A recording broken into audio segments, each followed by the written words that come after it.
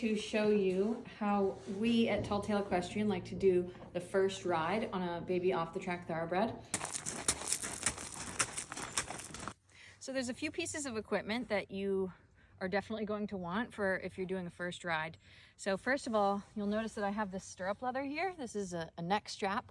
They actually make neck straps that are specifically designed to be neck straps, but a stirrup leather works just fine.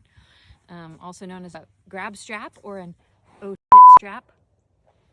The first thing that I like to do before I ever get on is I like to walk the horse around the arena in hand, just so that they can get a feel for their surroundings and they're not overwhelmed before you get up into the saddle.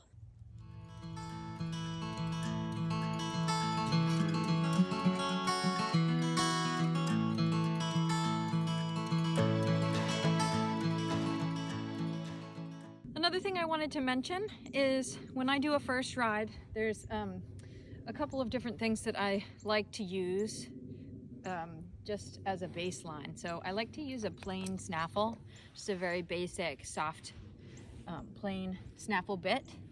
And I also like to just use a plain Cavesson noseband. And once I get to know the horse a little bit, I will likely end up tweaking both of those things, but this is what I like to start with from the get-go.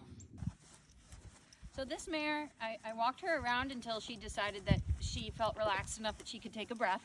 And now she's a bit more relaxed, although occasionally she'll perk up again if she sees something that seems particularly interesting. For example, on the outside of my arena, we have horses turned out, and so she thinks that's very interesting, which is, you know, totally normal and fine. If you're doing a first ride on a young thoroughbred off the track, I highly recommend having a grounds person, somebody that can be on the ground to spot you, just in case things go awry. Safety first. Another thing to keep in mind is when you go to mount, these horses are not accustomed to mounting blocks. Don't expect that they're gonna stand still like a statue when you get on them. That's something that they have to learn over time because they're used to someone just chucking a jockey up there and off they go. So you may want to have someone, your grounds person, hold the horse for you while you get on. But again, don't expect them to stand perfectly still the first few times. A couple of things to keep in mind. I like to let them just poke around at first and not put too much pressure on them. You'll see I'm hardly riding with any contact here. I'm trying to assess the horse's natural way of going, natural tendencies, and responsiveness to my aids. You'll also see me doing a lot of petting and scratching on her neck, telling her she's a good girl. I'm a big believer in positive reinforcement.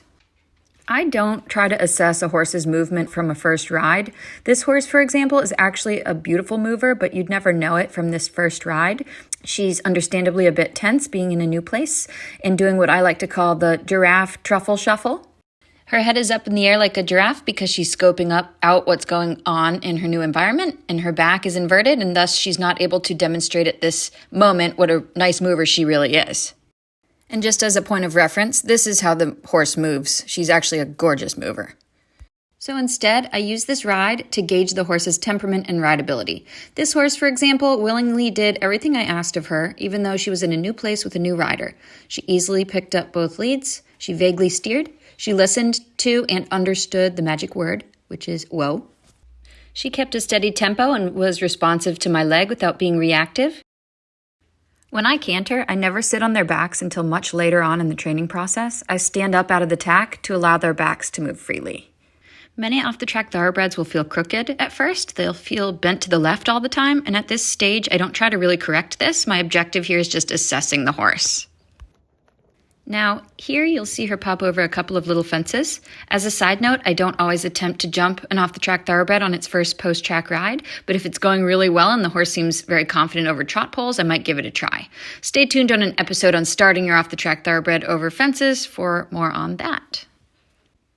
This horse gave me such a trustworthy vibe that I even took her for a hack in the field across the street by ourselves. Again, not something I typically do on a first ride, but this one seemed to me very trustworthy and safe and willing. Use your instincts. Thank you so much for watching. Subscribe to our channel for more educational videos.